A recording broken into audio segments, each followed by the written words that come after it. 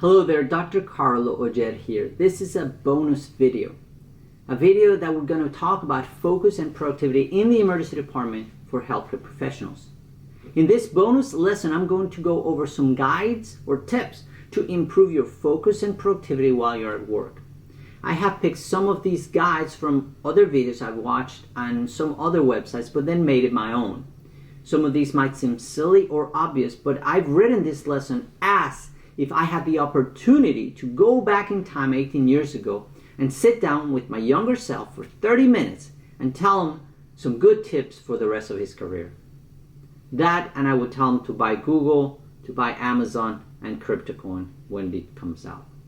So, anyway, let's get started. Tip number 1, stick with one task until it's complete. So, when you sit down to accomplish some task, focus solely on that task. Most people, me included, want to believe in the ability of multitasking, the ability to do more than one thing at a time. But multitasking is a myth. People who think they can split their attention between multiple tasks at once aren't actually getting much done. In fact, they're doing less, getting more stressed out, and performing worse on each of the tasks than those who choose to multitask. In fact, multitasking reduces productivity by up to 30%. Except for the very simple tasks like walking and chewing gum, true multitasking is just not attainable. It is not even desirable. I try to push the limit in this matter and often listen to audiobooks while working out. Even when one activity is mechanical, the walking and running, and the other one is mental, listening to the audio, I often find myself either slacking on my running pace as I pay close attention to the audio, or end up blocking out the audio as I focus on my breathing and effort of my physical activity. Often I end up listening to the audio books a second time so that I can catch what I might have missed and reinforce the knowledge I've acquired. Still, I attempt this form of multitasking every day, but I do it knowingly and not expecting to perform either task to its full capacity. Here are some of the negative consequences of multitasking. It impacts your short-term memory. A 2011 research study from the University of California, San Francisco found that multitasking negatively impacts your working memory, or your brain's scratchpad used to manage and focus on key information. It also leads to increased anxiety. Neuroscientists say that multitasking literally drains your mind's energy reserves, causing you to lose focus and become more anxious. It inhibits creative thinking. The added anxiety and lack of brain space caused by multitasking can also cause you to lose your ability to think outside the box. To be creative, our minds need space to digest or incubate new ideas. It stops you from getting into a state of flow. Flow is a state of mind where you're so focused that your productivity skyrockets. However, flow requires sustained effort and focus, something multitasking gets on the way off. Causes more mistakes and less productivity. Multitasking studies have found that multitasking causes people to take longer to do simple tasks and drops your IQ by an average of 10 points, and can even have the same negative impact as losing a night's sleep.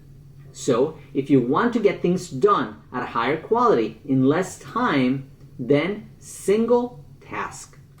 Tip number 2, shut off distractions. Some distractions are just unavoidable, but some aren't and can be completely avoided. For example, my phone, my smartwatch, has hundreds of alerts and notifications every day. Apps letting me know about some discount offer or some new update. Actually, even my Fitbit alert remind me to go for a walk every hour. These little distractions are enough to derail your train of thought and focus. It will result in delaying your ability to complete the task at hand, or worse, forgetting to complete it altogether. I personally do a notification spring cleaning often. I go through my phone's apps and shut off notifications that are not critical. I have even gone as far as changing the settings on my phone so that if I receive a phone call from a number not already programmed in my phone, it goes straight to a voicemail after it's being silenced. If it is important, they will leave a message. If it is truly important, my family knows that they should not text, but they should call me while I am at work. Number 3, avoid time sucks. The minute you open up that Facebook or Instagram, you know you're going to go into la la land for at least 20 minutes, sometimes more. I'm not saying don't do Facebook at all, just be aware of the time stealer it really is. Go in, browse, and get out. Avoid the time bleeders. Clean up your email. Even if you don't open an email, just receiving the notification will suck your attention. For one, just the audio signal of the new email will distract you from what you're doing at that time. I can't tell you the number of times I've been recording a video very much like this, and just the alert or notification goes off and completely derails me from my train of thought, and I have to get started all over again. So, remove the alerts that are not absolutely essential to you. Number 4, do not waste free time. Even on a busy emergency department, free time does occur. It is easy to pull out the phone and read our Facebook or Instagram feed while we're caught up with our work, or to try to watch a few minutes of a Netflix episode. Don't do that. A better use of the time will be to anticipate the needs and do things that will be harder to complete once the floodgates of the emergency department's waiting room decide to open. Consider signing your pending charts or outstanding orders. Don't take work home with you when you could have completed this task during the downtime. Check on your patients. Do a walkabout, the ER, and pop your head into your patient's room and make sure they're doing well and that they don't need anything. It's good patient care, and patients will love you for it. Do a patient callback. You had a patient come in yesterday with abdominal pain and the diagnosis was not clear when you send them home. This is a perfect time to pick up the phone and call them back. Find out how they're doing. Most times, they'll be better and will be impressed and grateful that you took the time to follow up. On the chance that they are feeling worse because the condition has deteriorated, then you will have the ability to recommend treatment or reevaluation, potentially avoiding a catastrophic event for the patient and for yourself. Number 5, clutter-free your workplace. Scientists at the Princeton University Neuroscience Institute have used functional MRIs and other approaches to show that our brains like order and that constant visual reminders of disorganization drain our cognitive resources and reduce our ability to focus. They also found that when participants cleared clutter from their work environment, they were better able to focus and process information, and their productivity increased. So, take the first 2 minutes of your workday to clutter-free and organize your desk. It will pay you back on efficiency dividends. Number 6, shuffle the deck. Ideally, patients do arrive at the ER in orderly fashion, and you see them one at a time and take care of them as they come. But that is not the case in the ER. They arrive in sets, and some of the sicker patients arrive when you're the busiest. So you need to shuffle the deck. There's no rule you have to see them in order. Pick up patients based on priority, but also consider where your efforts will result in the best benefit for patient flow for the whole department. Sometimes just taking a few minor cases and getting them in and out of the door will actually free the ER staff to do more meaningful interventions on patients requiring more attention. Number 7, delegate when possible. I, for one, am a big encourager of the idea of doing anything that needs to be done yourself. Even if that means getting a cup of water or a pillow for the patient, or to collect a urine specimen and send it to the laboratory, or even physically signing out and discharging the patient from the ER so the nurses don't have to, and they love me for it. But you have to be attentive to where your time is used best at that moment in time, and when it's best to delegate these tasks to someone else. Number 8, be decisive. In the emergency department, as in life itself, being decisive will make you more productive. As we stated before, you will have multiple tasks at once, fighting for your attention and focus. The sooner you can make a decision and take care of the issue at hand, the sooner you will be able to check off an item off your to-do list. In doing so, your brains will be more capable and put its full attention to the next task. Number 9, by the end of the shift, you will be exhausted and you just can't wait to get away. It is easy to slow down and not pick up the last patient, even if it's an easy one. What you need to start doing is to change your mentality from I have to see this next patient to I get to see this next patient. Having the correct attitude will help you keep motivated, and this will help both your overall mood and your productivity, which in turn will improve your bottom line. Now, number 10. Train for your shift, like you're training for game day. I watched a TV commercial once that has had a significant impact on the way I view life and the way I treat every day since. It shows a teenage boy waking up at the crack of dawn and doing push-ups at the bedside right after the alarm goes off, then bypassing the cereal breakfast and eating healthy fruits and drinking water. The commercial shows scenes of an attentive and participating student in class. After the school day is done, he's running up and down the bleachers of the football field. At home, he's looking at himself in the mirror and hyping himself as he gets ready for Friday Night Lights. You can see the anticipation of the crowd as the game comes closer to the start. The stadium is full of cheering fans.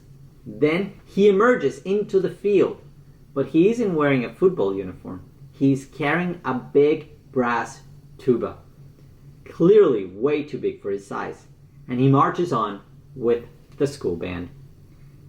It gives me goosebumps just to retell the story. I feel pride in him. I feel pumped by the way he's carrying himself. I want to be like him.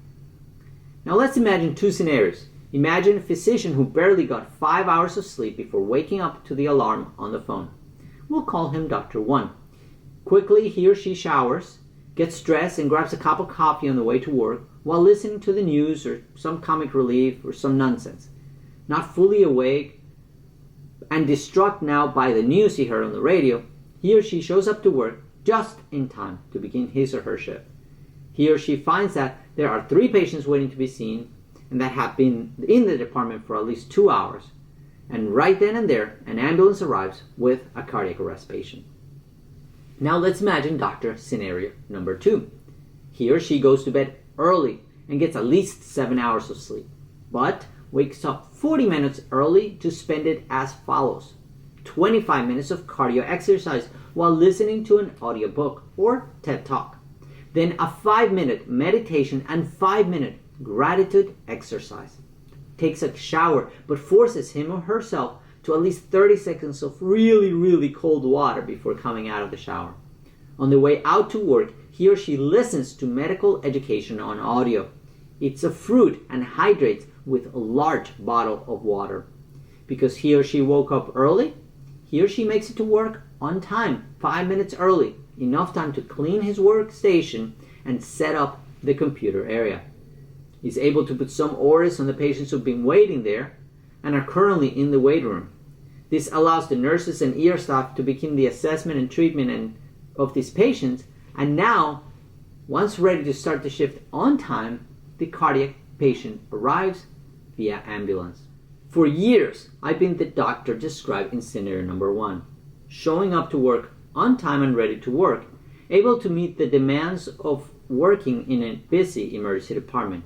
But no hype, no preparation, no motivation to take on the challenges of the day. For the last 6 months, I've been working on becoming the doctor described in scenario number 2. I have deliberately changed my pre-shift routine in order to arrive to work not just able to do the work, but pumped, ready, enthusiastic, and grateful for the day ahead. Mentally awake and prepared for the challenging decisions I will face that day. Based on the commercial discussed, I now treat my shifts like they're game day. I sleep purposely to rest my body and mind and wake up refreshed. I exercise my body long enough to release into my bloodstream those happy endorphins that will help me sharpen my reflex and concentration abilities. I take a few minutes to meditate, pray, and be grateful for the blessing it is to be alive, to have a job that I feel passionate about, to be able to go to work knowing I'll be helping patients and their families who are potentially going through the worst day of their lives. I eat my brain berries or healthy snacks and hydrate in order to provide my brain with the energy and nutrients to function at above average capacity. I then challenge my brain by learning new or reinforcing medical facts while I drive to work. I arrive to work early and ready to take on the challenge. I hope that this bonus lesson motivates you to make changes necessary not just to be more productive, but to improve your well-being and your health, so that you can overcome burnout and enjoy our beautiful profession once again. After all, we get to help people survive the worst day of their lives. I want to thank you for taking the time to watch this video, and I hope you find it useful. I hope you take some of these lessons or tips and put them into action, and then you too can fight off burnout and be happy and passionate about our career. I will see you on my next video. Bye-bye.